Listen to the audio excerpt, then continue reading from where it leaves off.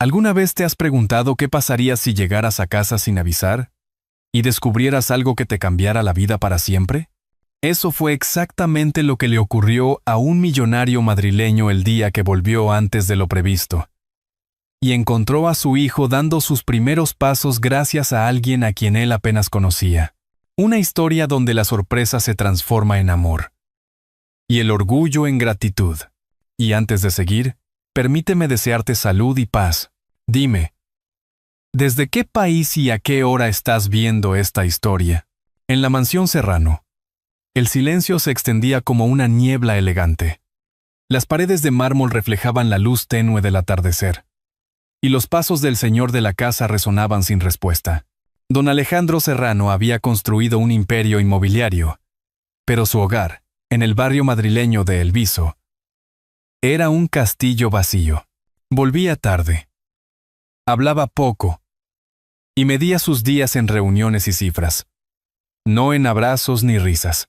Aquella noche de otoño, el reloj del salón marcaba las 9 cuando entró, con el abrigo todavía puesto, y encontró la mesa servida para uno solo. Encendió la chimenea.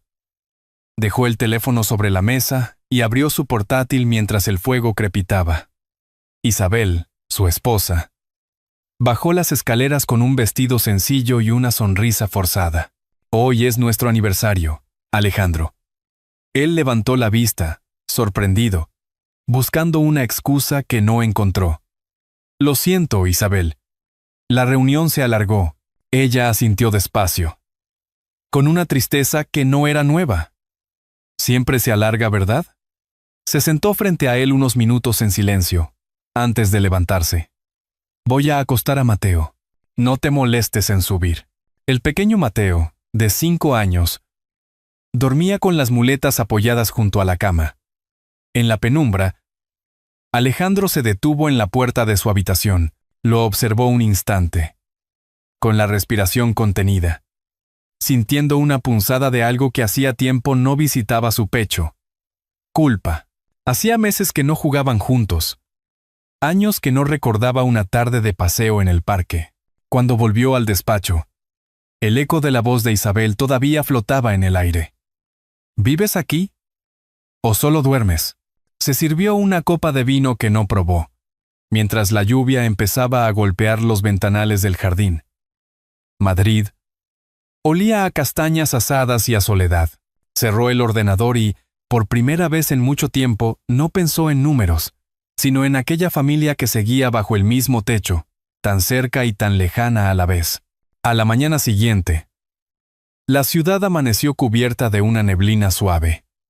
Alejandro salió temprano hacia la empresa. El chofer, un hombre discreto, comentó que el tráfico en la Castellana estaba más ligero de lo habitual. Él asintió sin escuchar del todo. En la agenda del día, una nota lo hizo detenerse. Reunión en Barcelona cancelada. Por alguna razón que ni él mismo comprendía, le vino un impulso distinto, un deseo de romper la rutina. Miró el reloj, y el pensamiento apareció casi como una revelación silenciosa. Hoy llegaría a casa antes de lo acostumbrado. Mientras el coche avanzaba, su mirada se perdió en los árboles desnudos del paseo. Pensó en Mateo, en las risas que ya no recordaba, en las conversaciones con Isabel que siempre terminaban en reproches o silencios. Algo dentro de él se movió, un leve temblor, como si presintiera que aquel día sería distinto. El reloj del tablero marcó las 5:30. El chofer preguntó si debía desviarse hacia la oficina. Alejandro negó con un gesto. No. Llévame a casa. El hombre lo miró por el espejo retrovisor, sorprendido. Era la primera vez que escuchaba esa frase en 3 años. El coche avanzó por la avenida Serrano, bordeando las luces doradas que se encendían una a una al caer la tarde. Dentro del vehículo, el empresario sintió una calma extraña, una mezcla de curiosidad y de miedo. No sabía qué encontraría tras esas puertas altas de madera, ni si aún quedaba algo de vida esperándolo. Apretó el maletín contra las piernas y, mientras las ruedas giraban sobre el asfalto húmedo, Una frase cruzó su mente con la claridad de un presentimiento. Hoy llegaría temprano. Quizá vería algo que había estado ignorando. El cielo de Madrid se teñía de un naranja cálido cuando Alejandro regresó a casa unas horas antes de lo habitual. La lluvia de la tarde había dejado el aire limpio y las calles brillaban bajo las farolas. Al abrir la puerta principal, percibió un silencio distinto, interrumpido solo por el sonido suave de un trapo deslizándose sobre el suelo. En la sala, una joven arrodillada limpiaba el piso con esmero. No era esa imagen lo que lo sorprendió, sino la pequeña figura junto a ella. Mateo, su hijo, sostenía un paño en una mano y se apoyaba con torpeza en sus muletas azules. Tía Lucía. Yo puedo limpiar esta parte, decía el niño. Concentrado, su cabello rubio cayendo sobre la frente sudada. Tranquilo. Mi campeón, respondió ella con voz dulce. Ya has ayudado mucho. Siéntate un momento. Pero tú siempre dices que somos un equipo, insistió él, esforzándose por mantener el equilibrio. Alejandro se quedó inmóvil en la entrada. Era la primera vez que veía a su hijo sonreír de esa forma. Había una complicidad allí que lo desarmó. Una calidez desconocida en aquella casa tan fría. Cuando Mateo lo vio, sus ojos azules se agrandaron. Papá, llegaste temprano. Lucía se levantó sobresaltada, dejando caer el trapo. Buenas noches, señor Serrano, balbuceó. No sabía que usted... Está bien, la interrumpió Alejandro, aún observando la escena. Mateo, ¿qué haces? Ayudo a la tía Lucía. Hoy aguanté de pie 5 minutos sin caerme, dijo el niño con orgullo. 5 minutos. Alejandro repitió las palabras en silencio. El fisioterapeuta había dicho que eso aún tardaría meses. Miró a la empleada, buscando una explicación. Señor, no quise hacer nada malo, titubeó Lucía. Solo practicamos un poco cuando él quiere. ¿Practican? ¿Usted sabe de eso? Mi hermano nació con un problema similar. Aprendí los ejercicios con él. Mateo intervino antes de que su padre respondiera. Ella me dice que soy un guerrero, papá. Que algún día voy a correr. El empresario sintió un nudo en la garganta. Miró a su hijo, tan lleno de esperanza, y comprendió que no recordaba la última vez que había hablado con él más de unos minutos. Ve a tu cuarto, Mateo. Necesito hablar con Lucía, dijo finalmente. El niño bajó la cabeza, pero antes de subir las escaleras, se giró y gritó. Tía Lucía es la mejor persona del mundo. El silencio volvió a llenar la casa. Alejandro se acercó despacio. Las manos de la joven estaban rojas de tanto fregar. ¿Desde cuándo hace esto con mi hijo? Desde hace 6 meses, señor. En mi hora libre o cuando termino la limpieza. No me pagan por eso. Lo hago porque me gusta ayudarle. Él la observó un largo momento. Había sinceridad en su voz. Una luz suave en sus ojos castaños. ¿Y por qué trabaja aquí? Si podría dedicarse a algo mejor. Lucía sonrió con tristeza. Porque no tengo título, señor. Aprendí todo cuidando a mi hermano. Pero necesito mantener a mi familia. Alejandro bajó la mirada. Por primera vez, el orgullo le pesó más que el cansancio. Gracias, murmuró casi en un suspiro. No sabía que alguien podía darle tanto a mi hijo sin esperar nada. Lucía lo miró sorprendida. No es nada, señor. Solo quería verlo sonreír. Esa noche, mientras subía las escaleras, Alejandro se detuvo frente a la habitación de Mateo. El niño dormía abrazado a una de sus muletas, el rostro en paz. En la mesita, un dibujo mostraba 3 figuras. Él, su madre y una mujer de cabello oscuro. Debajo, con letras torcidas, se leía «Mi equipo». El corazón del empresario se encogió.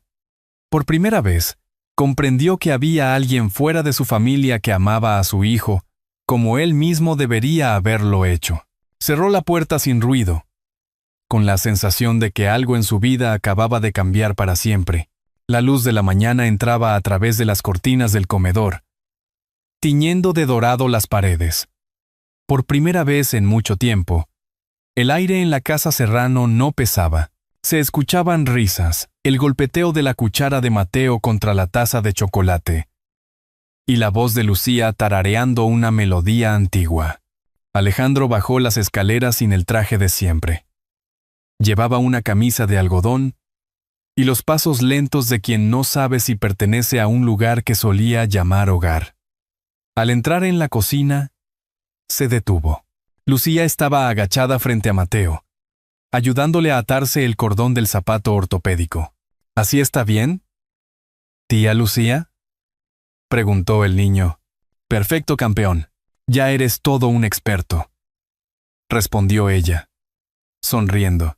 La naturalidad de aquella escena lo conmovió. Había ternura, complicidad, un tipo de amor que no necesitaba palabras. Durante años, esa casa había sido un hotel de lujo sin alma, y ahora bastaba la risa de un niño para llenarla de vida. Buenos días, dijo. Finalmente, Lucía se levantó sobresaltada. Señor Serrano, no lo vi bajar. ¿Quiere que le sirva café? Por favor, respondió él, tomando asiento frente a su hijo. Mateo lo miró con ojos brillantes. Papá, ¿hoy te quedas con nosotros? Sí. Hoy me quedo, dijo Alejandro. Sin dudar. Lucía dejó una taza frente a él y sin poder evitarlo, sonrió. Es un buen día para quedarse, comentó. El sol salió temprano, y eso siempre es buena señal. El empresario la observó con curiosidad. Había algo en su forma de hablar, sencilla pero llena de fe en lo cotidiano, que le resultaba reconfortante. ¿Siempre eres así de optimista? Lucía rió suavemente. Supongo que sí. Aprendí que si uno no busca la luz, acaba viviendo en sombra. Alejandro asintió, pensativo. ¿Tu familia vive aquí? ¿En Madrid? No, señor. Soy de Cuenca. Vivo con mi abuela. Ella ya es mayor, pero sigue levantándose al amanecer para hacer pan. Dice que el secreto de la vida es no dejar que el corazón se oxide. El silencio que siguió fue distinto. No incómodo, sino lleno de respeto. Alejandro sintió que cada palabra de esa joven tenía el peso de una experiencia que él había olvidado tener. Después del desayuno, salieron al jardín. El aire olía a tierra mojada y a hierba recién cortada. Mateo practicaba con sus muletas, y Lucía lo animaba con una paciencia infinita. «¡Mira, papá! ¡Ya no me caigo!», gritó el niño. «Lo estás haciendo increíble», hijo, respondió él, genuinamente emocionado. Lucía lo miró de reojo. Era la primera vez que lo veía sonreír con el corazón. «¿Ve?», dijo ella. «Lo único que necesitaba era que usted lo viera intentarlo». Esa frase le atravesó el alma. Por un momento, Alejandro sintió una punzada de vergüenza por todos los años ausentes. «No sé cómo agradecerte», dijo con voz baja. «No tiene que hacerlo», respondió Lucía. «Solo estoy donde la vida me pone». Esa tarde, el empresario canceló una reunión. Se quedó en casa, leyendo en el despacho, mientras escuchaba las risas del jardín. El sonido era como un eco del pasado que regresaba para recordarle lo que de verdad importaba. Al caer la noche, Isabel bajó las escaleras y lo encontró sentado junto a la ventana. «Te ves diferente», dijo ella, con cierta sorpresa. «Tal vez lo sea», respondió él. «Hoy vi a Mateo caminar sin miedo, y me di cuenta de que era yo el que no sabía avanzar». Isabel lo observó con una mezcla de incredulidad y ternura. «Lucía tiene algo», dijo ella. Desde que llegó, la casa cambió. Sí, asintió Alejandro. Nos está enseñando a todos cómo volver a empezar. Cuando la casa quedó en silencio, Lucía se acercó al pasillo con una manta en los brazos. Entró despacio en la habitación de Mateo, que dormía profundamente. Le tapó los pies, acomodó las muletas junto a la cama y se detuvo un momento mirando su rostro. «Descansa», campeón, susurró. «Mañana será otro buen día». Alejandro la vio desde la puerta entreabierta.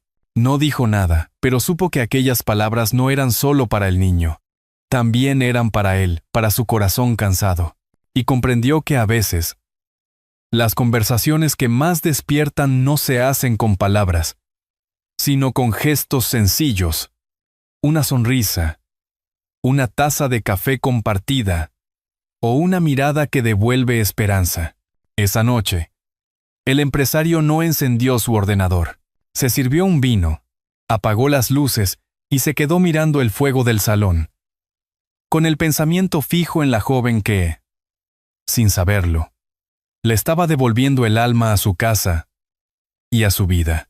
El domingo por la tarde, la casa Serrano estaba llena de murmullos elegantes y risas fingidas. Isabel había organizado una merienda con sus amigas, mujeres de voz alta y perfume caro. Alejandro se mantenía en el despacho, revisando correos, mientras desde la ventana veía a Mateo y a Lucía jugando en el jardín. El niño, entre risas, trataba de mantener el equilibrio con una pelota ligera.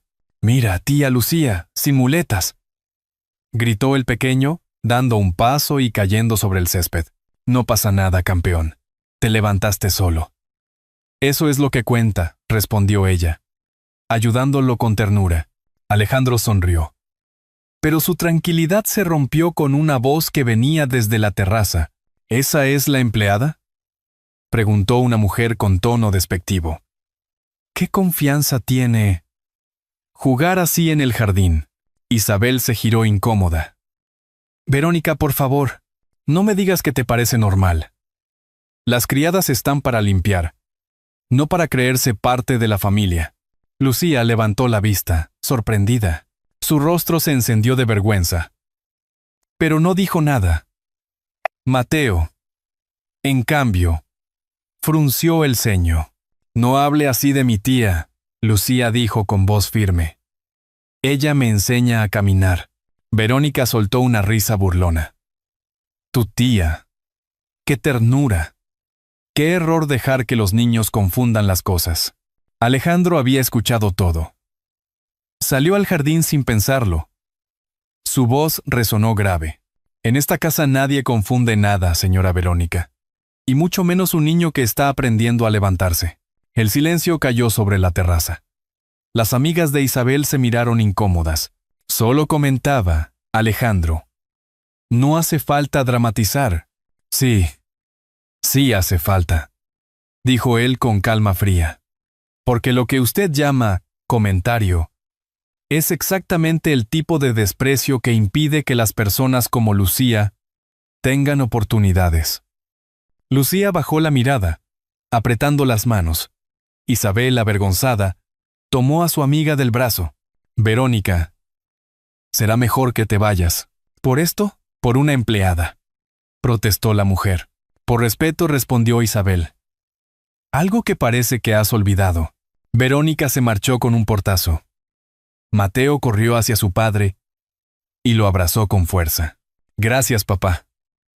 «No me gusta cuando le hablan mal a Lucía». Alejandro se arrodilló frente a él.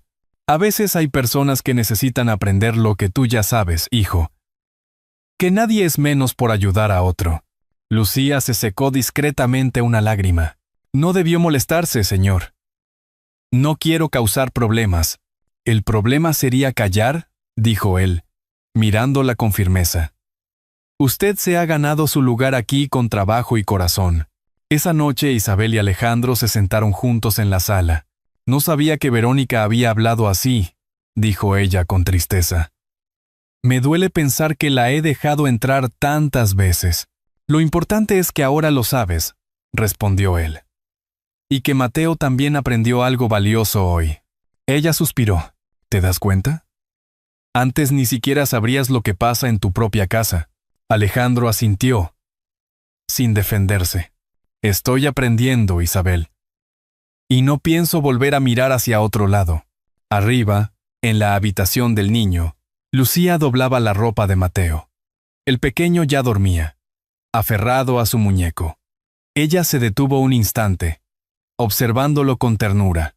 No podía evitar preguntarse cuánto tiempo más podría quedarse en aquel hogar donde su corazón empezaba a sentirse en paz. Desde la escalera, Alejandro la vio en silencio, sin atreverse a interrumpir, y en ese momento comprendió que aquella joven había hecho más por su familia que él en todos esos años. Esa misma semana, Alejandro recibió una llamada que lo obligó a viajar a Barcelona para cerrar un contrato importante. Era su primera salida de negocios desde que había comenzado a cambiar su rutina familiar. Isabel lo miró mientras él preparaba la maleta. «No te vayas mucho tiempo», le dijo ella, sin disimular la preocupación. «Solo serán 2 días», respondió él. «Quiero volver antes del viernes, para ver el progreso de Mateo». Antes de irse, pasó por su habitación y besó la frente del niño dormido.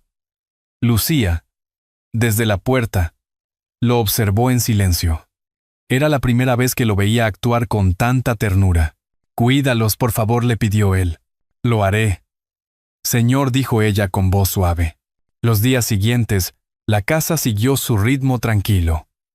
Lucía mantenía las rutinas de ejercicios. Isabel se mostraba más cercana, y Mateo reía cada vez más. Pero el jueves, mientras el niño jugaba en el jardín, se torció el tobillo y cayó al suelo.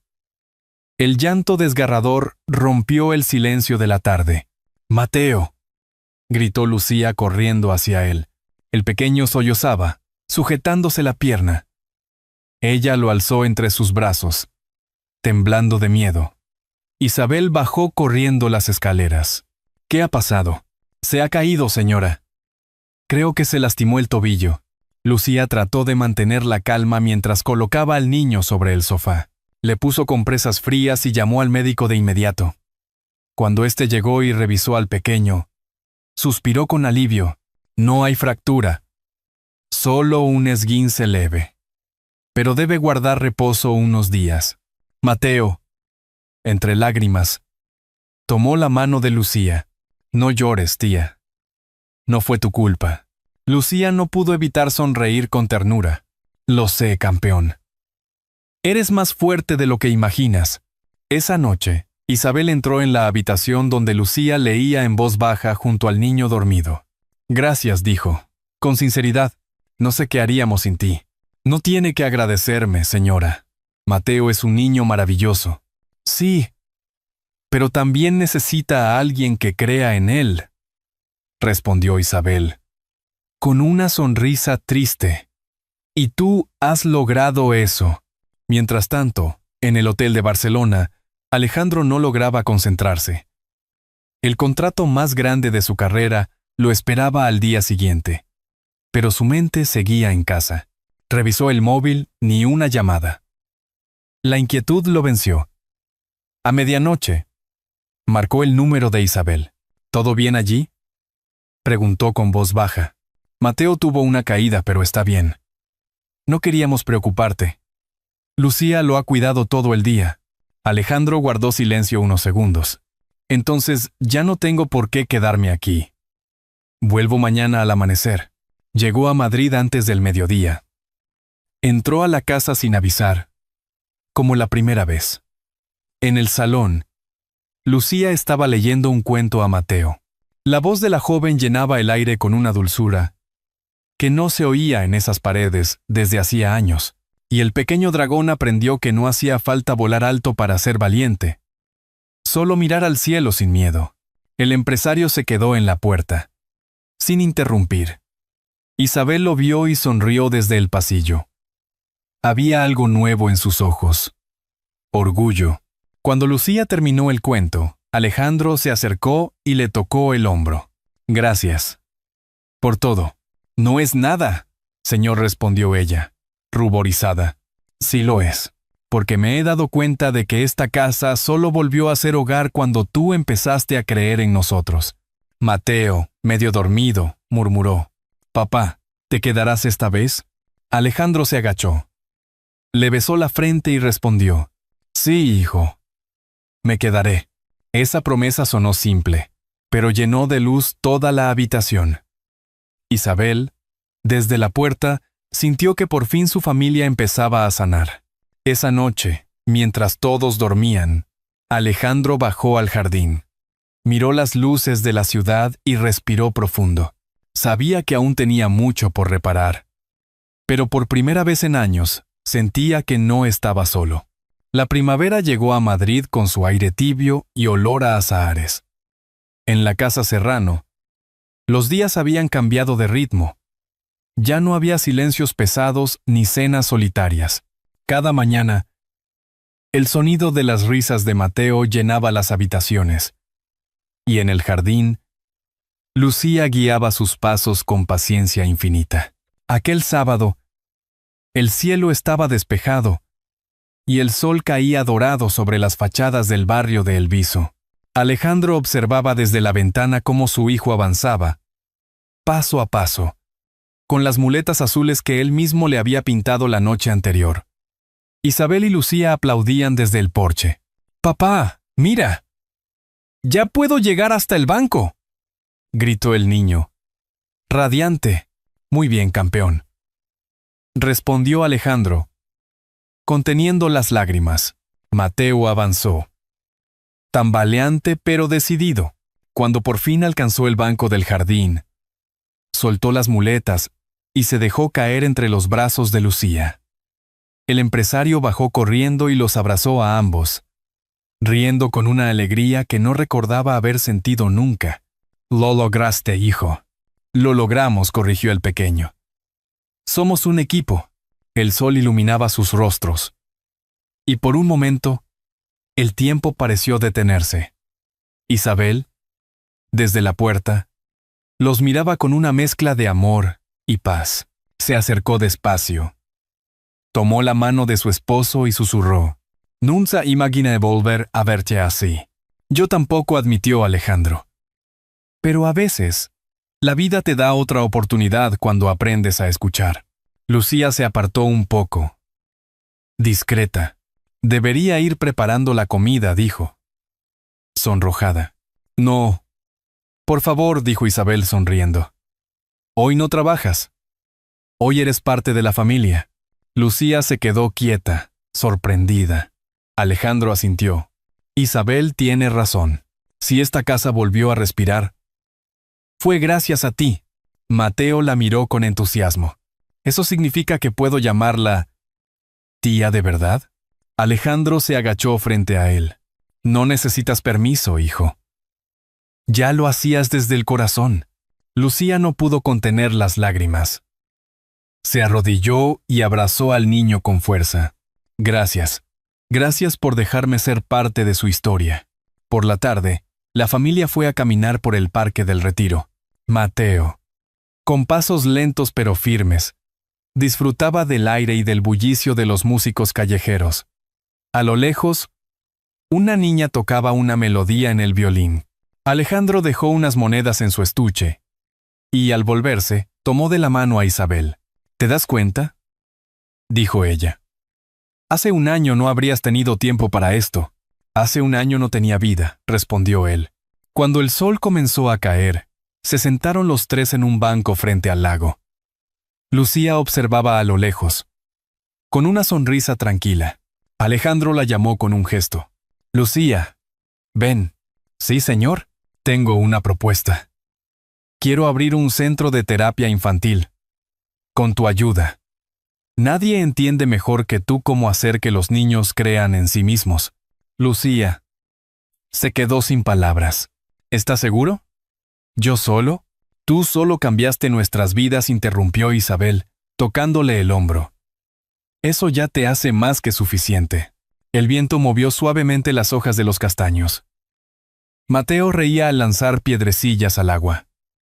Y en ese instante, Alejandro comprendió que todo lo que había perdido por años, el amor, la ternura, el sentido de pertenencia, había vuelto a él, no como antes, sino más puro y verdadero. Al llegar la noche, mientras el niño dormía y la casa respiraba calma, Alejandro salió al balcón y miró las luces de Madrid. Recordó las palabras de Lucía meses atrás. A veces, un paso pequeño es el comienzo de una nueva vida. Cerró los ojos, agradecido. Sabía que su familia no era perfecta, pero era real. Y que cada día, mientras Mateo siguiera caminando y ellos siguieran juntos, el apellido Serrano significaría algo más que riqueza. Significaría esperanza. La historia de los Serrano no terminó con un final grandioso, sino con un gesto simple. 3 personas y un niño, cenando juntos bajo la luz cálida de una lámpara, riendo sin miedo al mañana, porque habían aprendido que el verdadero éxito no se mide en dinero, sino en los pasos compartidos hacia el perdón y el amor. Bajo la luz dorada del atardecer, la casa Serrano volvió a respirar en paz. No había lujos nuevos, ni milagros repentinos. Solo el sonido de 3 voces compartiendo una cena sencilla y la risa de un niño que aprendía, paso a paso, a caminar sin miedo. A veces, eso es todo lo que hace falta para que la vida tenga sentido otra vez. Y ahora, dime, si esta historia te ha conmovido, deja el número 1 en los comentarios. Si crees que podríamos mejorarla, escribe el 0. Tu voz también forma parte de esta familia que crece con cada historia. En el fondo, este relato no hablaba de fortuna ni de éxito, sino de algo más profundo, el poder del perdón y del amor que reconstruye lo perdido. Nos recuerda que la redención no llega cuando olvidamos el pasado, sino cuando tenemos el valor de enfrentarlo y repararlo con ternura, porque la bondad, cuando nace del corazón, transforma el orgullo en comprensión, la culpa en esperanza. Como una lámpara encendida en la ventana de una noche fría, un gesto sincero puede guiarnos de regreso al hogar que creíamos haber perdido. Tómate un momento para pensar, ¿a quién podrías tender la mano hoy? Sin esperar nada a cambio. Tal vez esa pequeña acción cambie no solo su vida, sino también la tuya. Y si esta historia tocó tu alma, compártela para que otros recuerden que, incluso tras los errores, siempre hay un camino de regreso al amor y a la familia.